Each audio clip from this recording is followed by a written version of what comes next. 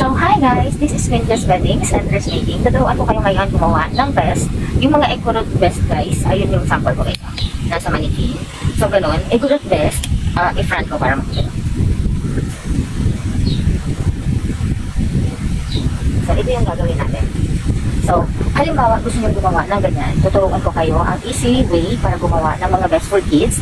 Ang gagawin natin ngayon is 4 to 5 years old or 13 yung sukat niya. 13 inches. Okay guys? So, dito tayo. 13 inches para sa 4 to 5 years old. Para sa 5 to 9 is 16 inches. Okay po, naiintindihan. Yan yung mga sukat ha, yung likod. Ito, yung likod yung sukat yan dito sa balikat nila, sa likod. So, ngayon, gumawa muna tayo na 13 inches. 13 inches, sukat pa kayo sukat. 13. So, 13 plus 13, ang gagawin nyo. Diba? Tapos, doble yung tela. Nakikita? 13 plus 13, tapos nakadoble yung tela. Dalawa ito. Diba? So, ano po ba siya gagawin? Ikat muna natin ito. Nakakuha na tayo ng 13 plus 13 equals 26 yung lapad, no? 26 yung lapad. Sa haba, huwag mo yung munang putulin. Usually, ang haba ng 13 na sukat is 19 to 20. Ganun lang siya. 18, 19, 20. Ganun. Tine-20 ko siya kasi aanahan pa natin siya dito. Ang tawag nito, tatayaan pa natin. So, may sewing allowance tayo dyan. Kahit mga 2 inches. So, ngayon. Ayan, nakuha na natin, no? Ito, doble siya. 19 at doble. 13, 13 ito. Ngayon, sundan niya, ha? Hanapin yung gitna.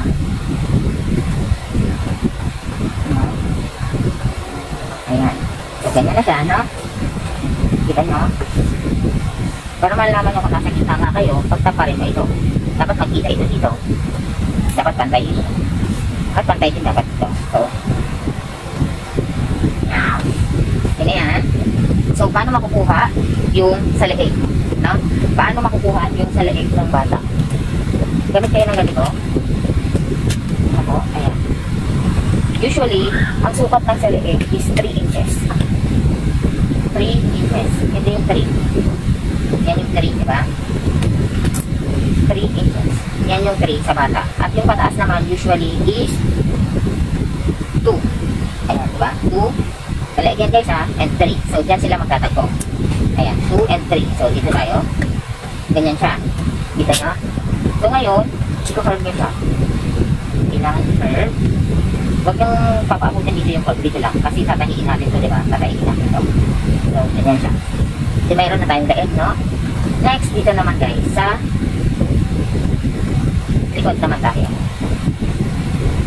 Usually, 7 inches. Yun yung usual na, ayan. Yan yung usual na sa kiligilin ng isang bata. Ayan. Yan yung kita. So, ito yung sukat natin, 7 inches, no? Then, gagamitin nyo din to, and then, curve. Curve nyo siya.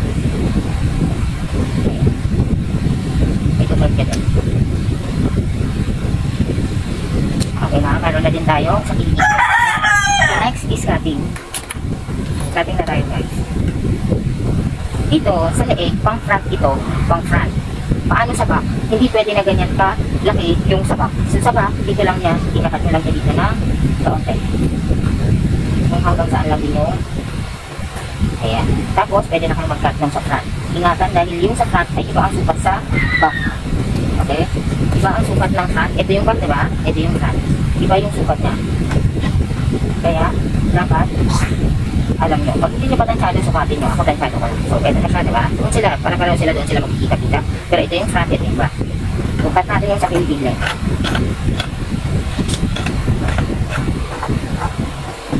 So, nakat na. Pero, diba yung kilikili ng front is iba sa back.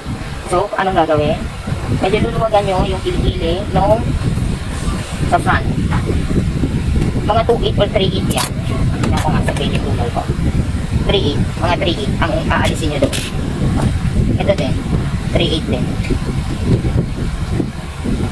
Huwag nyo isasama yung likod ha. Kasi yung likod iba yung ano nyan eh. Yung laki nyan eh. Kaya iiwan nyo yung likod. Pag tansyado nyo na, kahit hindi nyo sukatin. Pero pag hindi nyo pa tansyado, ayan. Ganito na lang gawin nyo. Tansyado ko na siya. Alam ko na na 3. Dapat 3/8. Pag sinabi 3/8 sa grading ruler, ito lang siya. 3/8 lang yung babawasin nyo.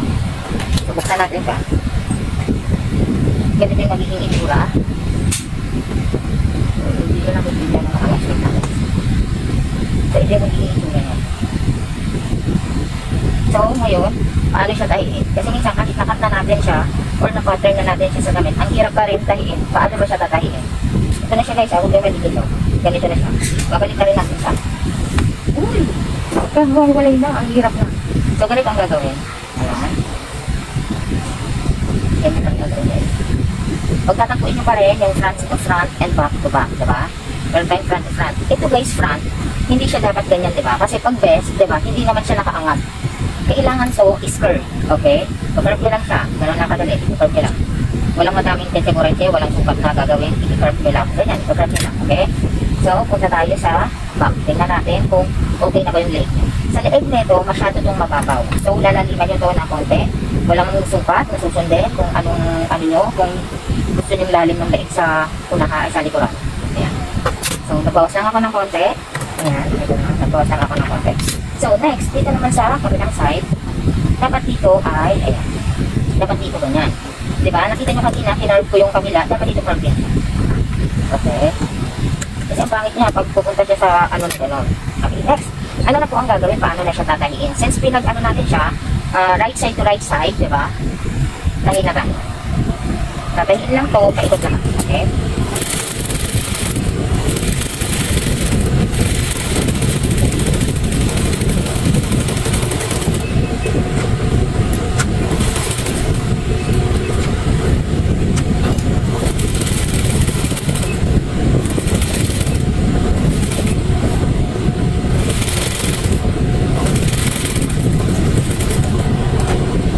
Ginagawa natin para sa 4 to 5 years old guys ha. Nasa likod na tayo, nasa leeg sa likod.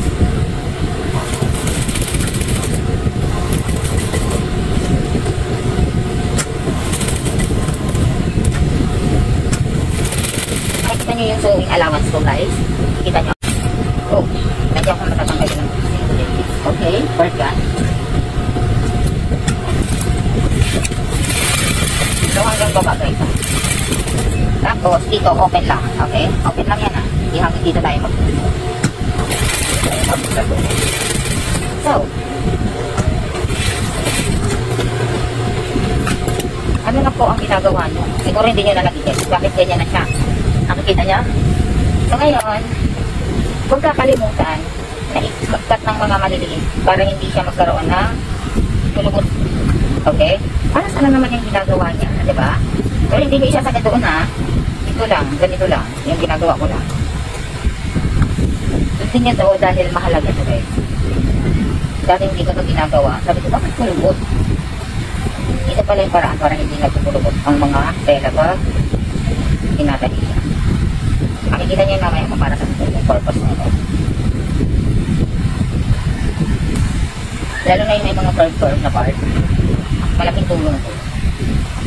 Ayan, malaking tulong ito. Huwag na magugupitin yung tahino ha. Nagulong lang guys. Pag nagugupitin yung tahino, siyempre. Hindi ka natin yan mababalikan. Pag binaligtad na natin ito.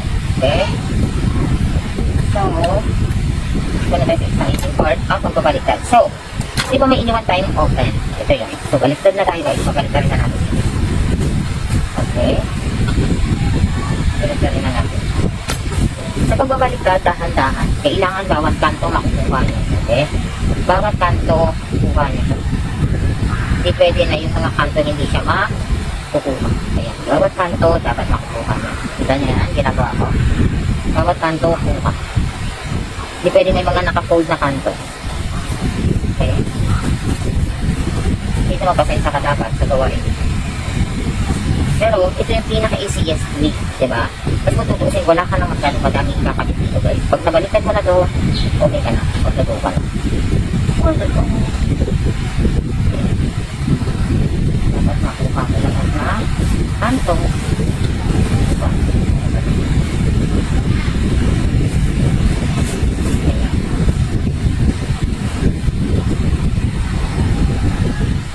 So, ayan. Ito lang dito ang matagal guys eh. Yung pagbaliktad ng mga ano. Yan, nakikita nyo na kung saan na tayo papunta. Yan ang sinasabi ko sa inyo. Para hindi magkulubot, Kita nyo? Para maganda. Usually, di ba dito, bakit may kulubot? Bakit dito may kulubot, di ba?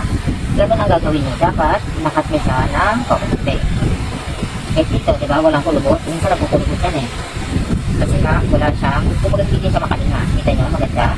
So, paano na po ito? Kakapit mo na siya. Ganun na. Wait lang ha. Kasi, kailangan ito ay makita natin yung buong ano niya. Yung nakanto niya. So, ito na. So, ito na yung exciting part. Kung paano natin ito ikakabit na. So, dito may open tayo na isa. May nakabukas tayo. So, then next. Since lahat to right side na, di ba? Wala nang wrong side. Bakit saan ka na dyan magkabit? Na? Eh, saan ka dyan magkabit? Ngayon, ito, from dulo to dulo, bakit kakabit nyo na siya? Saan? Dulo to dulo. Sabi mo? Dulo to dulo. Yan, dulo sa dulo. Yan ang kakabit nyo. Kabit natin. Yan. Pag ito medyo malaki, lagyan nyo ng dito ng konti. Ganyan. Sibit lang. Sobrang kaunti lang. Para hindi kayo para magsagpo sila. Okay, ganyan na siskarte nyan. Sibit lang ng konti. Para magtagpo lang sila.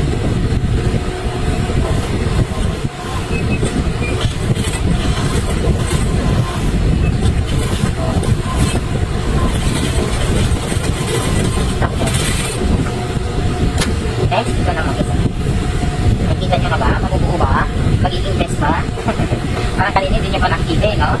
Ginagawa niya. Parang hindi naman best yan. Wala na lang kanina.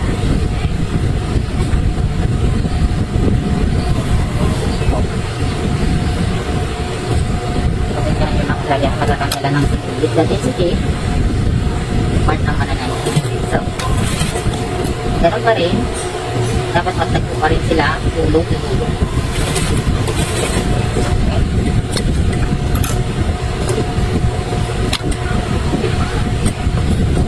Dapat kasi natatapos tayo, nakataas yung ganyan. Para pag tapos ito, dapat mahaba. Para pag pitik niya, hindi siya natatanggap. So next, tinanggal ko na ito guys ha. Baliktarin na natin. So, best na siya. Ayan na siya. Diba? Ayan na siya. Kita nyo na. Pero dito, di ba may open pa tayo? May nakabukas pa tayo. Tatayan natin ito guys. Ayan. Ayan natin siya. So-close natin ito. Close na. Ito na yung time na para ma-close naman natin yung open dito. Yung iniwan natin po.